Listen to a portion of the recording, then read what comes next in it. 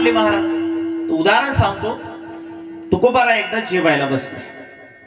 अवली आईसाहेबांनी जेवायला केलं. जेवत असताना तुकोबारायांचं पोटभर जेवण झालं. तुकोबारायांनी चांगला ढेकर दिला आणि जेवण झाल्यावर बाजूला बसले. अवली आईसाहेबांनी ताट घेतलं आणि पहिला घास घेतला आणि पहिला घास घेतल्या घेतल्या थुकून टाकला.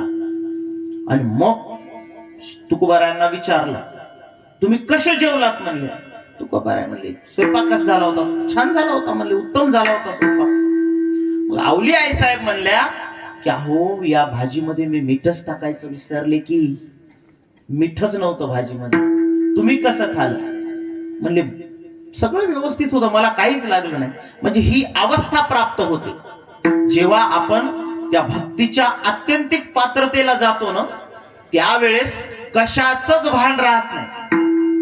भान विसरून जातो आपण, जशा त्या गवळणी विसरल्या होत्या. विसरल्या कामधंदा सासू सासऱ्याची मर्यादा. सासू सासरा आता नवीन नवरी झालेली, तिच्या समोर जर सासू आली तर ती आपसुकच पदर घेते. परंतु गोकुळातल्या गवळणी मात्र त्या श्रीकृष्णाच्या चेहऱ्याकडे पाहिल्यामुळं त्या चेहऱ्याला एवढ्या भाळल्या की त्यांनी बस आता श्रीकृष्ण देव होते महाराज, बरोबर आहे. एकदा देवाचं दर्शन झाल्यावर काय अवस्था होणार आहे, तीच अवस्था प्रत्येकाची होणार आहे. त्या बिचाऱ्या सगळं विसरल्या, काहीच कळेना त्यांना की मी म्हणजे कुठे आहे, कुठे बसले, काय काम करते. सासू सासऱ्याची मर्यादा विसरल्या. ही अवस्था का झाली तर विदेही अवस्था आल्यामुळे झाली. तसं तुकोबारायांना एकदा तर मंबाजी बुवांनी मारलं. मारलेल्या माणसाला आपण बोलतो का.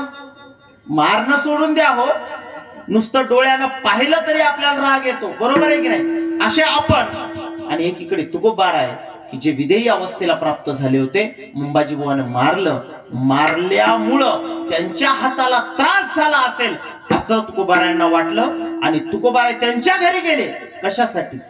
हात चुरण्यासाठी की तुम्ही मला काठीनं मारले, तुमच्या हाताला फोड आले असतील, तुमचे हात चेपू द्या मला. ही अवस्था म्हणजे विदेही अवस्था. पिठाला